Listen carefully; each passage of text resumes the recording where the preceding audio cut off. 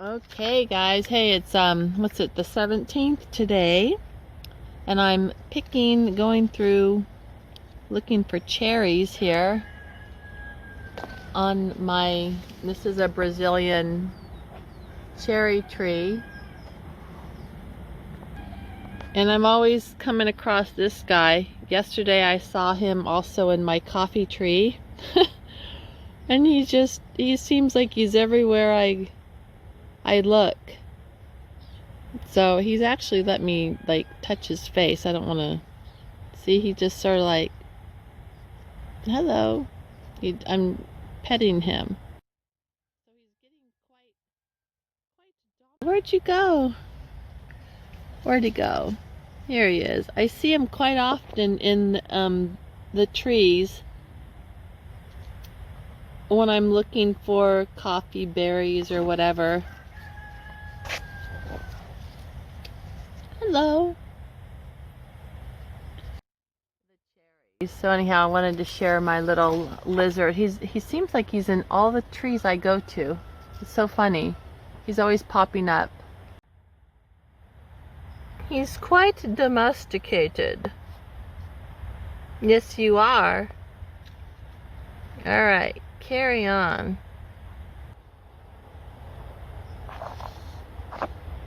I see you.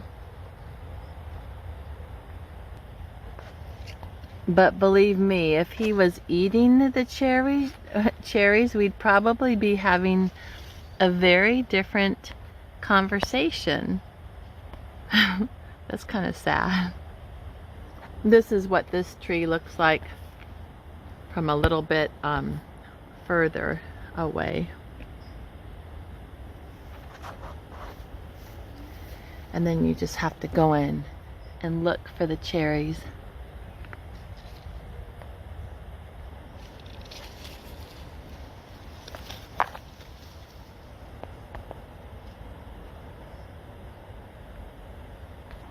But they're there if you look.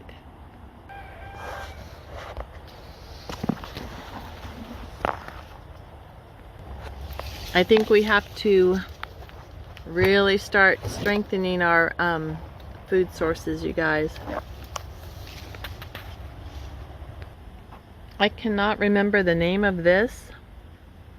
I think it's monkey something. If anyone knows, can you remind me? I think it's a monkey tree, but I can't remember. And it gives like marshmallow kind of fruit. There's some plums. Here's a few other berries, another plum. And it sort of appears or seems like my coffee bean harvest is going to be a little minimal this year. And you know what? On a whole different note, last night I posted some of the rocket exhaust that I saw last night from SpaceX, and I kind of expressed some of my concern regarding this, or what's in this composition, and I received back a pretty extensive response regarding what is in some of this exhaust. And it does talk about the satellites and the aluminum oxide, it says, that's being released. Atmospheric aluminum. Yeah, just like we need that for our brains, don't we? But I kept reading, doing some more looking around today. So this guy shared this link with me. So regarding conductive metal dust in the upper atmosphere could disrupt the Earth's magnetic field. I'm sure they don't intend to do that, right? Right. So it got me kind of looking into all his little rocket launches and SpaceX's methane. Let's see. So I asked, SpaceX's Starship, which uses methane as fuels, is estimated to consume about 1,000 tons of methane per launch. So this also says SpaceX is like one of their main exhaust things is water vapor and carbon dioxide. You know the whole thing about Elon being into the net zero. So basically, for a 6-minute flight, there is a figure of 358 tons of carbon dioxide released during the SpaceX launches. Isn't that somewhat hypocritical? Oh, so Elon just wants net zero homes.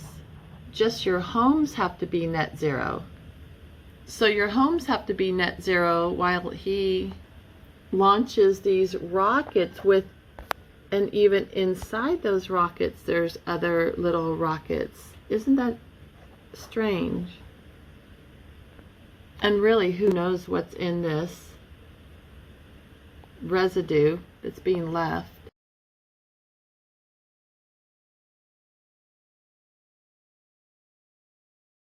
And talking about transportation, we all know about the electric vehicle.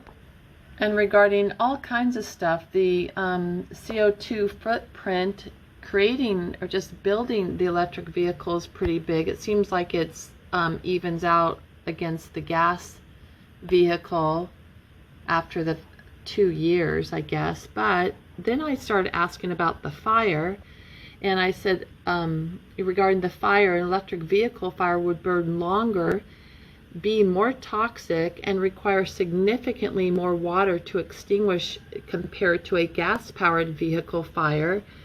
While an electric vehicle produces less carbon dioxide during normal operation, its fire can release more toxic substances due to the lithium-ion batteries involved.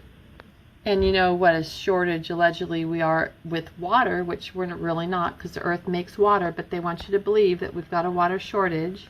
This AI basically stated that typically gasoline vehicle fires can be extinguished with 500 to 1,000 gallons of water, relatively in a short amount of time, and agents like water, foam, dry chemicals, blah, blah, blah. I'm going to come down here, and it says electric vehicle fires can require 2,000 gallons of water or more, or potentially 30,000 to 40,000 gallons or more may be needed to put out an electric vehicle fire, which also spews tons of toxins and toxic metals as well.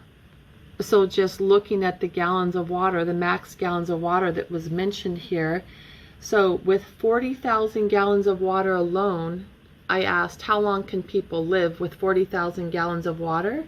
So if you have food also, food and water, approximately a person can live approximately 109 years with 40,000 gallons of water at 1 gallon a day per person. I don't think I've ever really drank a gallon of water a day, but just what they typically say. So that's 109 years.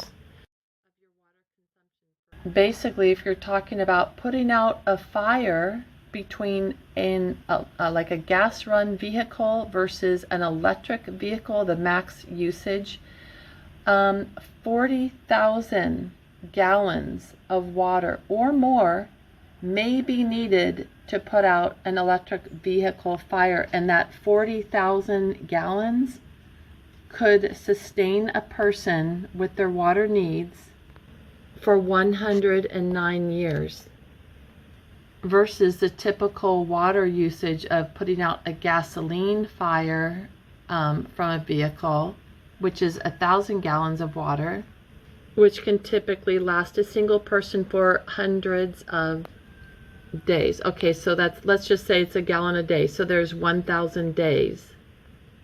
So that's 3 years versus 109 years. So water is going to be like gold soon because they want you to believe that we're running out of it. So what do you think? When you really add it all up, really what's their purpose except for control and to make you feel bad for surviving, being here? And one more off-topic note that I've noticed regarding this whole Israel and Iran thing.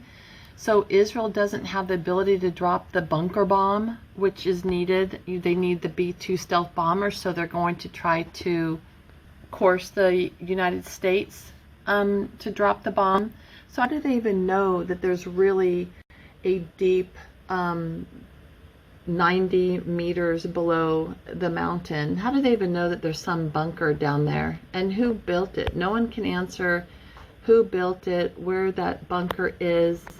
Well, supposedly they know where it is, but they say it's suggested. They use the word suggested and believe that there's a bunker deep. I think it's 295 feet below the surface. And so I kept asking, like, what's the proof that it's even there? Who built it? No one has any answers. So here the people are being told stories without any real proof. Just the words suggested and believe. That to me is not real proof or evidence that you should be going in and bombing a country. But it is rallying the people up. Oh yeah, get rid of those nuclear weapons. You know, get rid of them. But it's just justifying that Iran can be bombed. And I kind of question, like, so what would be what's the motive, I wonder? So anyhow, I asked, Iran continues to hold the fourth largest proven oil reserve in the world, totaling 136 billion barrels and up to 157 billion of barrels too. They have I think they have the second largest natural gas reserve also. So I just sort of started questioning, what does Iran have that these other countries want? They do have natural gas, a very high natural gas rate. And then I kind of wondered also, like, so they're being sanctioned, and so they haven't really been able to make a lot of money off of their natural resource. And the sanctions came, and I kind of wondered, well, what came first? The terrorism act, terroristic actions by Iran, or did the sanctions come first? Who knows which one came first, because they're actually quite close together.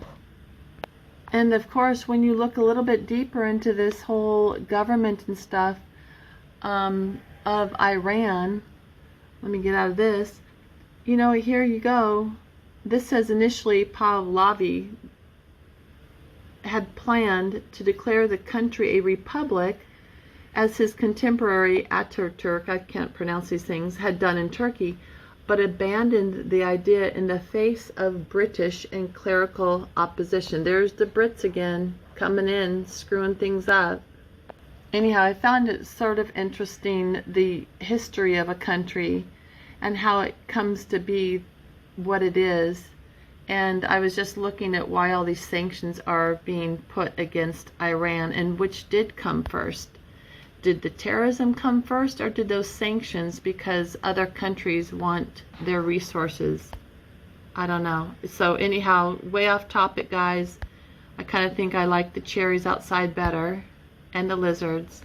Either way, when you look at all the countries and all the people who think that they have the right to rule everything, and I'm talking every country, this is not just about Iran, every country.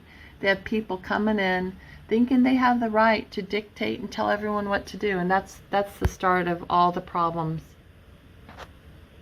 All the problems. Do you know the anagram for the word Israel happens to be serial, as in killer? I just thought that was sort of interesting. That's the anagram, serial. And isn't that strange how the land of Israel also includes Palestine, and yet they're literally genociding Gaza and the people of Palestine. Anyhow, I wanted to end on a good note. Sorry about that. Total rant.